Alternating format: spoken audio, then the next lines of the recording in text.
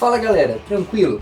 Hoje estou aqui para fazer um vídeo diferente e esse vai ser o primeiro de uma série de vídeos contando a história de várias editoras. Então eu vou começar desde o início da editora até o momento atual. E nada melhor do que começar com uma das maiores editoras que a gente tem de quadrinhos, não só atualmente, mas que vem criando um legado desde muito tempo, e eu estou falando, é claro, da Marvel Comics. E antes de começar a contar a história, já queria pedir para vocês deixarem o like de vocês, a inscrição e, se possível, um comentário para dizer o que vocês acham desse novo formato de vídeo, se vocês preferem essas histórias divididas em vários vídeos ou um vídeo mais longo de, sei lá, mais de 2 horas de duração, e também deixar sugestões de mais editoras e quais delas vocês querem ver numa série de vídeos aqui. E sem mais delongas, bora pro vídeo. Bom, e não é mistério para ninguém que a Marvel é uma das maiores editoras de quadrinhos, né, uma das maiores empresas do mundo hoje em dia, recentemente foi comprado pela Disney, e nesse vídeo aqui eu vou falar especificamente sobre a fundação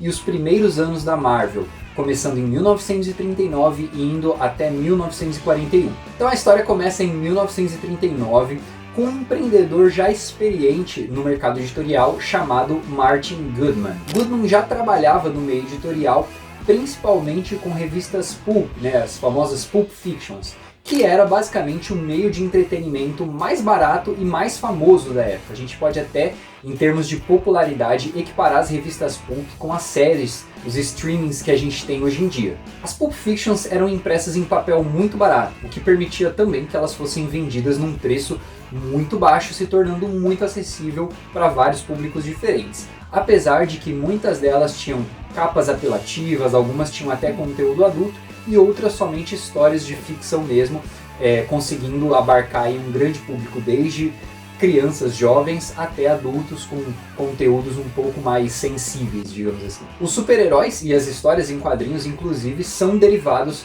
das revistas pulp. Então, no ano de 1939, Goodman, que também já publicava, além das revistas pulp, histórias de faroeste, de ficção científica, ele decide investir nesse mercado emergente dos quadrinhos, principalmente por conta de um sucesso de uma edição específica. E eu estou falando da Action Comics número 1, lançada em 1938 pela National Allied Publications, que mais tarde seria conhecida como DC. E essa revista trouxe nada mais nada menos do que o Super-Homem. Essa revista fez muito sucesso na época e ela foi criada, o Super-Homem foi criada pelo Jerry Siegel e o Joe Shuster. E o Goodman, ele estava atento a toda essa popularidade crescente dos quadrinhos, estava atento a tudo que estava acontecendo na indústria, e justamente por causa dessa popularidade crescente que ele decide investir nesse novo mercado. O Goodman, então, ele fecha uma parceria com a Funnies Inc., que era uma empresa que prestava diversos serviços terceirizados para várias editoras de quadrinhos, e nessa empresa o Goodman, ele tem contato com 3 novos artistas, que é o Bill Everett, o Carl Burgos e o Paul Gustafsson. E em 1939, mais especificamente em outubro de 1939, Goodman lança uma revista chamada Marvel Comics, número 1. E é aí que começa a história dessa editora. O Tocha Humana foi criado pelo Carl Burgos, e é muito importante destacar aqui que esse não é o mesmo Tocha Humana do Quarteto Fantástico, são personagens diferentes. O Tocha Humana de 1939 era o Jim Hammond, que ele era um ciborgue criado pelo cientista Phineas Horton, e ele era um ciborgue capaz de se inflamar, voar e controlar as chamas. Ele vai se tornar um dos personagens principais da Timely Publications, tão importante que em 1940, no ano seguinte, ele vai ganhar sua série própria, chamada de Human Torch Comics. Já o Namor foi criado pelo Bill Everett, e ele era filho de uma mulher atlante com um marinheiro. Então ele era um híbrido, atlante humano, e ele tinha super força e conseguia se comunicar com os peixes, Então aqui a gente já vê uma semelhança bem grande com o Aquaman da DC, e é muito interessante ver, principalmente no início, meio que, não uma briga, mas essa questão de, eu tenho um herói aqui que consegue se comunicar com os peixes, então eu também vou fazer esse herói.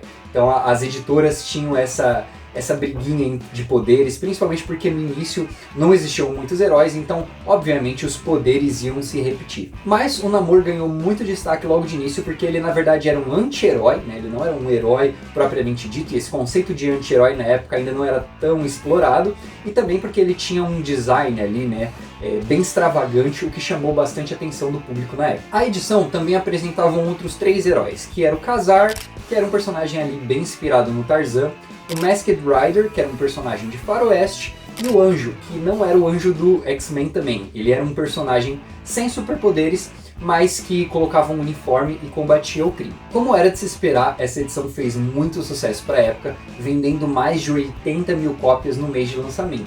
E logo no mês seguinte, ou seja, em novembro de 1939, eles reimprimiram essa mesma edição, vendendo mais de 800 mil cópias, totalizando quase 900 mil cópias vendidas, o que era muita coisa para a época. Então esse sucesso foi estrondoso, fazendo com que a Timely, logo na sua primeira edição, já se consolidasse no mercado. Com isso, o Goodman ele decidiu fazer uma série desses novos personagens, só que dessa vez ele mudou o nome. Então essa série que chamava Marvel Comics passou a chamar Marvel Mystery Comics.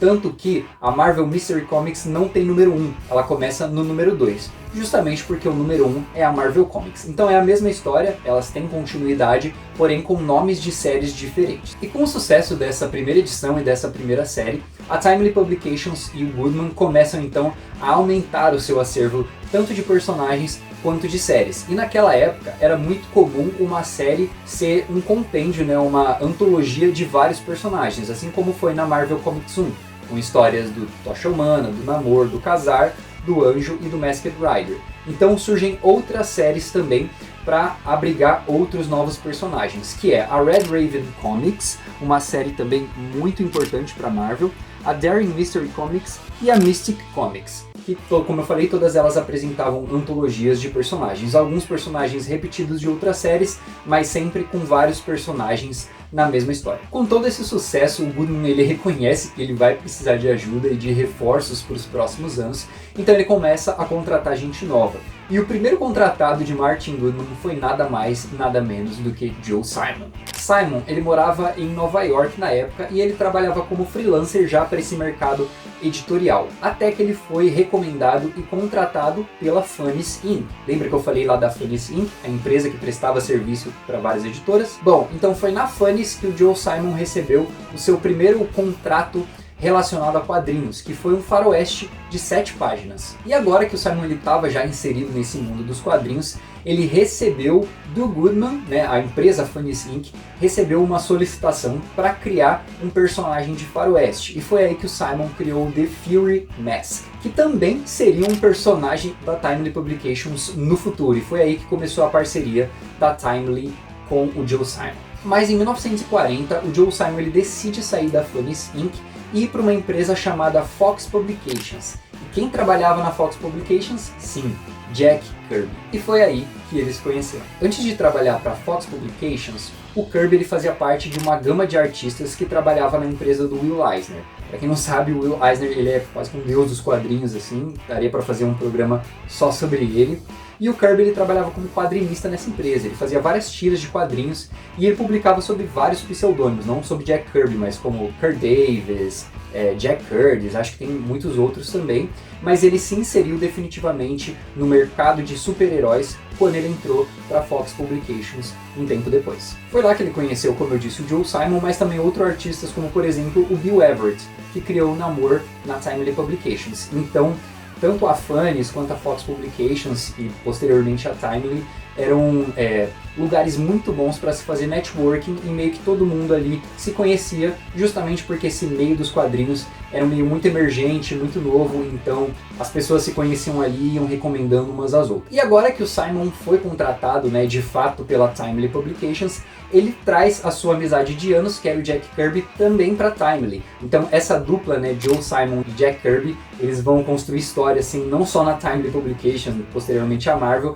mas no mundo dos quadrinhos como um todo. Então, em 1941, a gente tem de fato a consolidação da Timely Publications, principalmente por conta de um novo personagem, de uma nova série que foi criada pelo John Simon e pelo Jack Kirby e que viria a mudar completamente a história dos quadrinhos e dos super-heróis para sempre. Eu estou falando, é claro, de Captain America Comics número 1, que foi lançada em março de 1941. Capitão América ele era um alter ego, né, do Steve Rogers, que era um jovem soldado muito frágil e que ele foi transformado num super soldado para combater os nazistas na Segunda Guerra Mundial. E além do Capitão América, a gente é introduzido também para o seu ajudante, que é o Bucky, e que também acompanharia o Capitão América em praticamente todas as suas histórias e aventuras. A capa da primeira edição é uma das capas mais icônicas dos quadrinhos, que mostra o Capitão América socando o Hitler, né? E isso reflete muito o sentimento patriótico dos Estados Unidos na época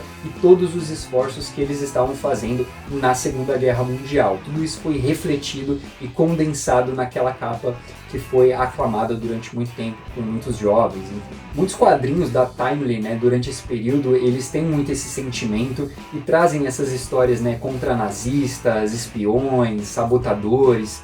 E isso tudo reflete a época que eles estavam vivendo. E para quem não sabe, a Segunda Guerra Mundial começou em 1939 e, coincidentemente, a Timely Publications foi também fundada em 1939.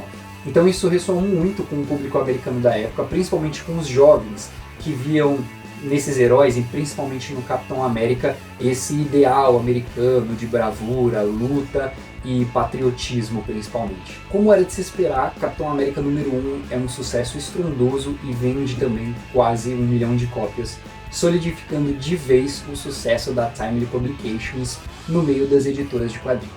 Então, em 1941, a Timely continua a expandir a sua gama de heróis, né, criando novos personagens e também criando novas séries. Inclusive o Namor ganhou uma série exclusiva somente para ele, e isso normalmente acontecia quando o personagem se tornava realmente muito importante e muito impactante para a editora. A editora começou a ser conhecida principalmente pela sua qualidade narrativa e pela qualidade das suas artes, trazida claramente pelo John Simon e pelo Jack Kirby. Com isso, a produção de quadrinhos começa a crescer muito, eles começam a publicar não só mais séries, mas mais volumes, né, com tiragens muito maiores, fazendo cada vez mais o caixa da editora aumentar e criar mais personagens, e essa bola de neve de popularidade crescendo cada vez mais. E com o crescimento dessa popularidade, a base de fãs vai se tornando cada vez maior e mais solidificada, né? Naquela época ainda a gente tinha esse costume, que foi muito comum até pouco tempo atrás, dos consumidores escreverem cartas para a editora.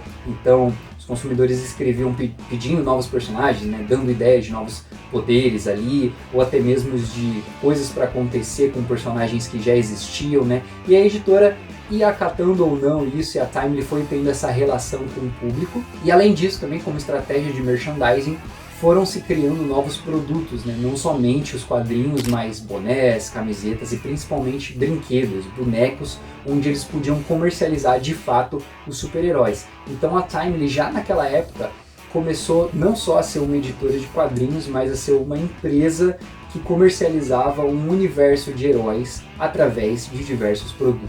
Portanto, os anos de fundação da Timely são marcados por um crescimento exponencial, né? Tudo aconteceu muito rápido, questão de 3 anos ali, de 1939 até 1941, a editora, não só a editora, mas a empresa já estava consolidada no mercado. Isso se deve muito ao contexto geopolítico da época, né, de tudo que estava acontecendo, do Martin Goodman ser um homem de negócios visionário, e do Jack Kirby, do John Simon e, óbvio, de todos os outros artistas envolvidos também serem visionários e muito competentes, não só na criação das histórias, mas na execução dos desenhos, da arte, do roteiro e tudo que englobava ali as histórias em quadrinhos. Então é isso, galera, esse foi o vídeo sobre os anos de fundação e consolidação da Timely Publications, que posteriormente seria conhecida como Marvel Comics. O próximo vídeo será sobre a Era de Ouro, então provavelmente vai ser um vídeo um pouco maior, porque abrange um período de tempo maior.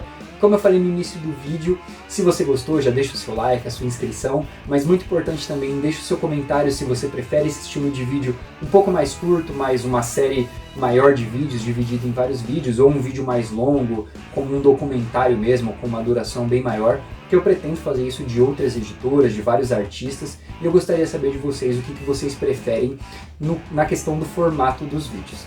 Beleza? Mais uma vez, os links da Amazon estão na descrição para vocês comprarem qualquer tipo de produto, comprando através do nosso link, já ajuda muito o canal. Obrigado por todos vocês que ficaram até aqui, eu espero vocês no próximo vídeo. Valeu, tchau, tchau!